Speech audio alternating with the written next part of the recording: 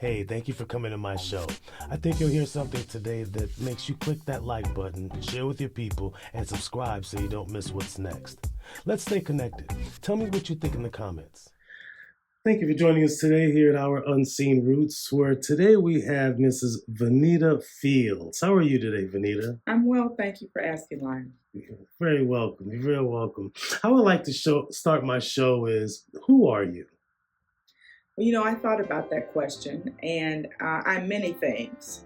So I'm a 50-year resident of Evanston, a graduate of Northwestern University. I'm the daughter of 3 generations of teachers. I'm an entrepreneur, finance professional, wife, mother, grandmother, sister, corporate board director,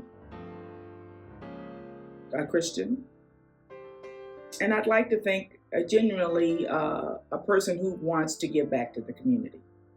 Yeah. What has been one of the forming incidents in your life? Well, obviously, there's so many when you've lived as long as I have. So anyway, I would say growing up in the 50s and 60s and living in a segregated society in the South was a formative experience. I went to segregated schools in Mississippi, my parents taught in segregated schools, and so we were always striving to make our society and our community better. We sat around the table and we talked about, equal rights and how we could get the vote. As an example, my mother, who's gone on to glory, God rest her soul, she wasn't able to vote until she was 40. And that was because in a small Mississippi town, you couldn't register to vote. And there were, you hear about these stories about all the tricks that were used to prevent people from voting. Well, until the Civil Rights Act or the Voting Rights Act, I think it was of 68, that's when, my mother was able to finally exercise her right to vote, and my father, all my relatives. So that, so having that memory, and it wasn't that long ago. See, people think that was a long time ago, but it really wasn't. Having those memories kind of provided me with an motivation to get a seat at the table and to keep a seat at the table. So that's extremely important. It's extremely important. As a Black woman, what is your greatest superpower? Let's see. My superpower is the inability to accept no for an answer. It's, people have always, in my life, that I've encountered, a system which is, has many systematic barriers to prevent Black success. And I've just been a person who didn't let those barriers keep her down. If someone said no, then I would go someplace else where I could get a yes. So, a strong belief in self is a superpower. What nourishes you? Nourishes? Yes. I don't really know. That's a very good question. I am on the go quite a bit. And so I guess what nourishes me is the support that I have from my partner, my husband of 42 years. He has supported me and has allowed me to lean into things that I wanted to do.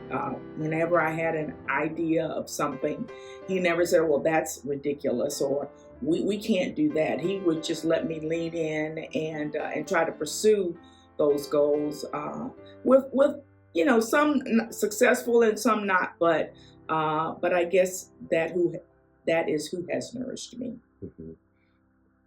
And I guess he's also could be the answer to this question as well, but we'll find out. Who has helped you become the woman you are?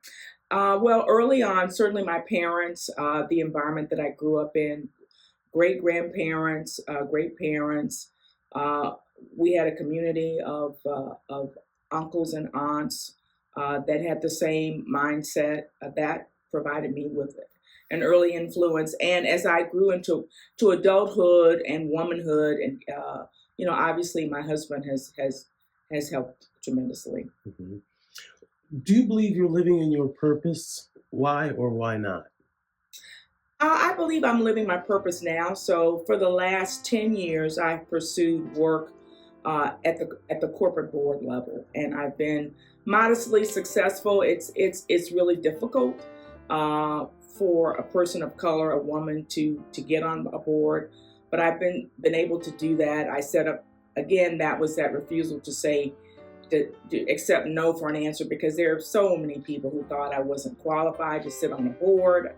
Some people told me that to my face. Some people, did not tell me, but that's what they were thinking. And so I'm living what I think is my purpose, which is to hopefully influence and have a voice, a diverse voice at a corporate board setting. I currently serve on 1 public company board and 3 private company boards. So, after working for over 40 years, I think I am towards this. I think this is my purpose. This is my purpose right now. And so you have experience with serving on a board. How does one get started? I had a conversation just the other day with somebody.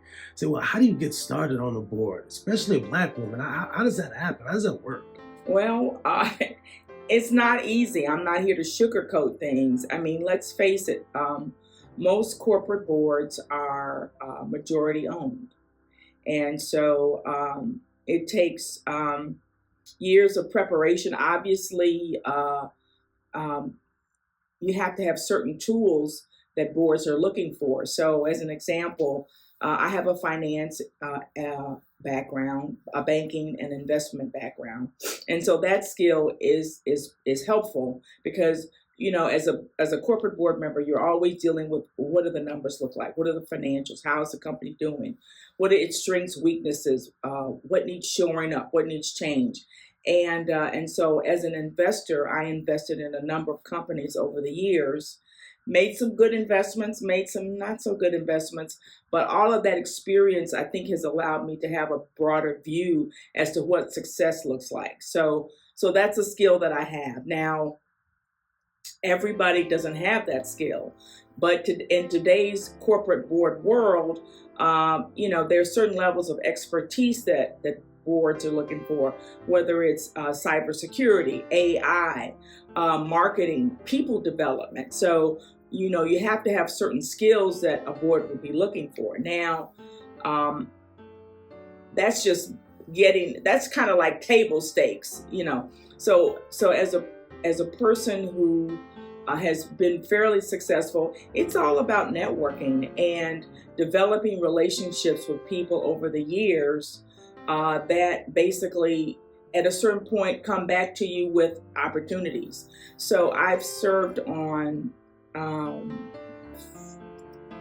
corporate boards, and of the 5, 4 of them have come from personal relationships that I had developed over the years, serving on not-for-profit boards like Lurie Children's Hospital Board, Ravinia, those, and working with those individuals, working not just to have a board on my resume, but to actually get in and do serious work.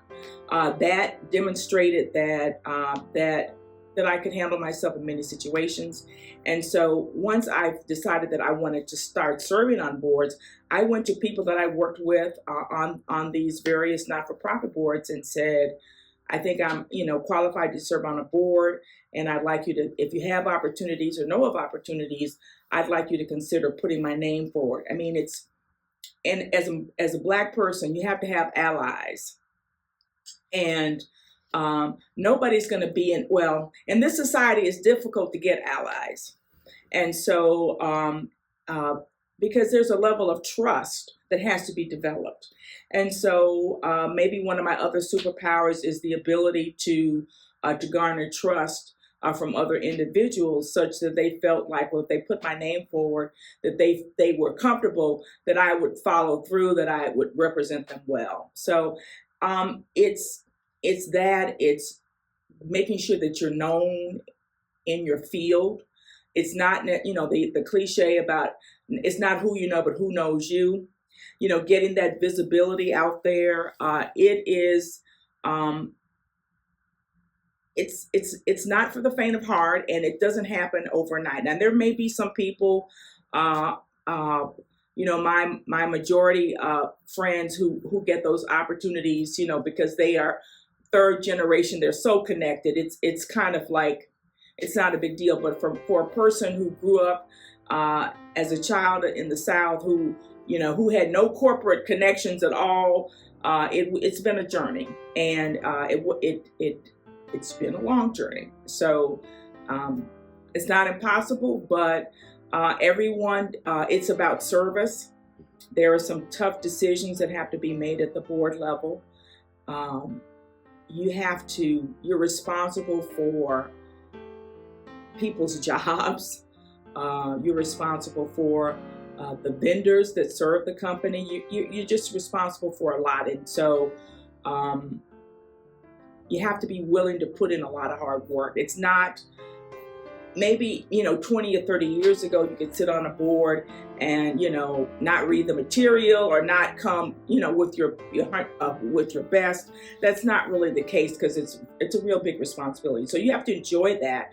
You have to enjoy interacting with people. I don't think an introvert, this is my opinion, I don't think, someone who is introverted and not willing to put themselves out there is the kind of person maybe who could serve on a board, even though they have all the qualifications intellectually. So it's a combination of a lot of expertise, but it's also that EQ, that emotional intelligence that makes a good board member. What do you wish you had more of in your life? Time. Like, that's not like everybody, right? So like many people, or like some people, I have difficulties finding time to do all the things I would like to do. And so my biggest challenge is to say no to things these days, which sounds a little selfish, but there's just only so much you can do, and you only have so much bandwidth. And so even though there are many opportunities, oh, Venita, I think you should get involved in that and this and that. Well, I am already involved in those and them. I don't have time for this and that. And so, and you want to give allocation and time to your friends, your family, your loved ones. So I wish I had more time, but I don't. And so I have to basically figure out, what I'm going to allocate my efforts to. And there are always worthy causes out there that you want to be involved in. But I'm not Elon Musk. I don't have unlimited resources. So unlimited financial resources. And so we all have the same amount of time, but I don't have unlimited financial resources. So I just have to basically make decisions about where I think I can have the biggest impact and learn to live with it, which is kind of difficult sometimes. What would it look like if you were only doing what you wanted to be doing? I think I'm doing what I want to do right now.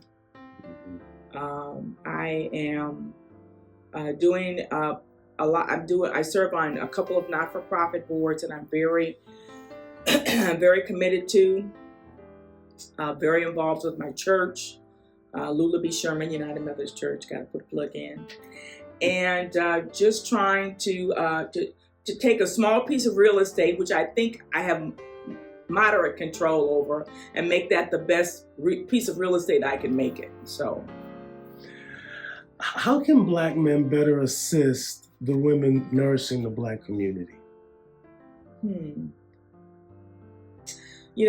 I looked at that question, and I kind of said, well, I think we just need to nourish each other. respect us, listen to our ideas, be encouraging and not negative. I think those are the things that people, and love us, love us, if you can. I know sometimes we are high maintenance, but love us and show encouragement. Yeah, I ask that question a lot, and the answers I get back are just tremendous. If I remember Mother Holmes's answer, she said, "Well, we raised you, so we love you. You got to respect us because we know we've raised black men. That's true. If you treat every black woman like your mother, you'd be better off. We'd be better off. That's true. That's true. Yeah, it's an interesting question, and I ask the black men that on my podcast as well for the black dads. So, what are you most focused on right now, and why? Ooh, most focused on. Well, I'm focused on most focused on. See, again, there's that problem. Yeah. So I'm obviously focused on my board work, which takes up a fairly good amount of time. I'm focused on my family. I have a 9-year-old granddaughter who actually lives and goes to the Evanston school. So I'm very focused on her development and seeing that maybe she has a great chance to be successful. Focused on traveling with my husband. And I have a bucket list. He refuses to use that term because he doesn't feel like he's going to kick the bucket anytime soon. Right. So, but I have a list of places that I'd like to go that I basically kind of put off because I've been working so hard and focused on what's in front of me. But we're trying to do more of that, especially since the world, has opened up again since COVID. And just doing what I can to help people as long as I can. Who are some of your co-conspirators, the people that help you meet the challenges facing you, excuse me? Co-conspirators, that was an interesting way to put that. Well, I gotta admit, my wife helped you with that one. Oh yeah, that's a good one. I was like, co-conspirators. She's got away with words. She does. Well, I think I've mentioned who one of my co-conspirators I can call out is maybe you may know her, is Gloria Clooney. Okay. She's been a friend. So Gloria, do you know her? I don't know. I've heard of her. Okay, yeah, she is an amazing playwright. She was taught in Evanston for the Evanston school system for over 20 plus years as a drama teacher, and she's retired now, and she's writing plays and going all over. I have known her since I was 14. We went to high school together, and ultimately we wound up going to college to Northwestern. So she lives in the community.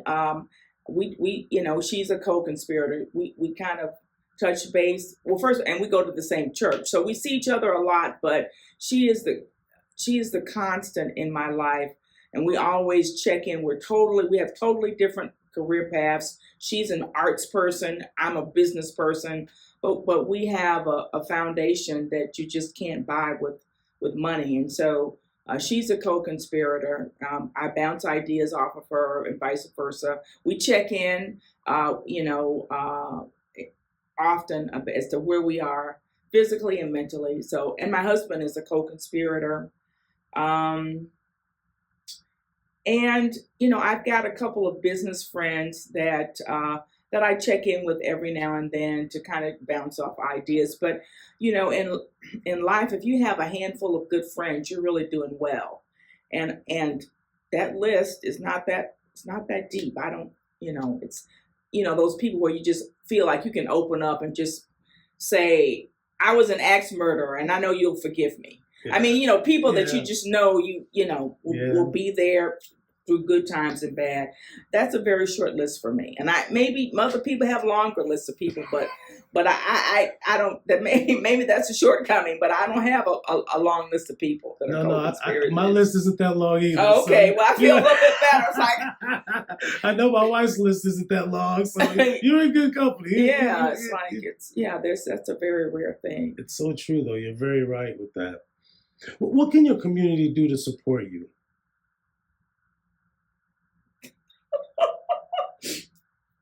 Well, I don't know how to answer that without being self-serving. They can come to the Fist concert in October. Our annual Fist concert where we support Fisk University. I mean, what can the community do to help me? Just get involved in something. I mean, we're all in this together, and we can't survive without each other. So if you're trying to do good or help an individual here, that's great. Or maybe you decided you wanted to join another not-for-profit. Just try to do something. Don't be apathetic. I just really feel, okay, I just came up with it. Vote. It's vote. Coming from my background, when I see that maybe turnout was 20 to 25% at a given time at an election cycle, I am so depressed. I just can't believe that, number one, people don't know, and then they don't care that they don't know. And so therefore, they don't think they make a difference. And that is just that is the one thing that is very disheartening, is that people will not vote. And the only time that you can get them to vote is when there appears to be a crisis. And then it's almost too late. So anyway, yeah. Well, as a person that ran for District 65 school board, I know exactly what you need. I'm telling you. What visions do you have for your community? What visions do I have? Oh, visions.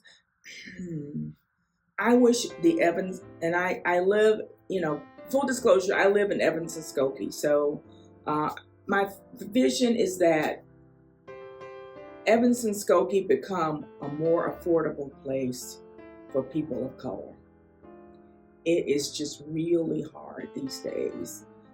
If you don't have a college degree, I just don't know how you live in this community. Live well. Let me just live well. And it's just really disheartening that there's not much affordable housing.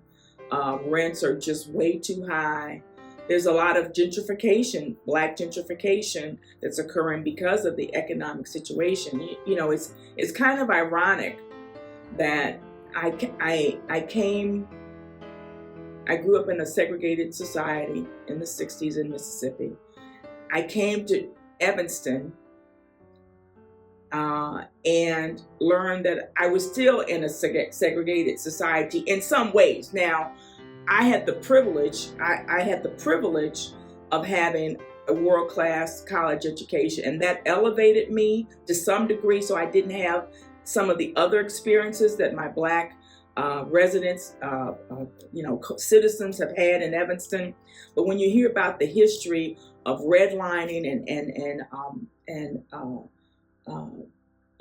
the Fifth Ward and all the things that happened there, you just realize that it just was, segregation in just another form, and that saddens me. That saddens me. Yeah. It seems like there are some opportunities for decent housing, but it seems like it's taking longer than it should. Because I see some empty lots in certain wards, but the red tape is hard to get through, and it takes a while, unfortunately, for things of that nature, for affordable housing. But if you want money for something else that, it's not affordable housing. You can get it like that. Oh yeah, If you all want the to put fancy- another 4,000 or 5,000 square foot house, Right. in a vacant lot, I'm sure that's not that hard. But anyway, it's a source of frustration, and it is a source of frustration. Yeah. What does liberation look like for Black women? So, liberation looks like, for me, access to great education, health care, equal protection under the law, and safety. As you may know, Black women are recipients of a disproportionate amount of crime. They're victims of crime, physical abuse, mental abuse, compared to their numbers in the population, and so just historically, Black women have had to endure a lot. I mean, just in this country, going back to being chattel, having their kids taken away from them, not knowing where they were for the rest of their lives. Not being able to have necessarily a stable family where their husband or their chosen person could find a good job and stay with them and nourish their community, or just the fact that suffrage did not come for Black women until the 60s, where it came for white women, I think in the 20s and 30s or whatever the date is. So we've just had a hard road, and so protection, equal protection under the law, and actually just a respect for our personhood would be liberating, I think, in this society, for me, from my perspective. Thanks for watching. I hope you enjoyed the show. Please like, share, and subscribe. Until next time, let's stay connected.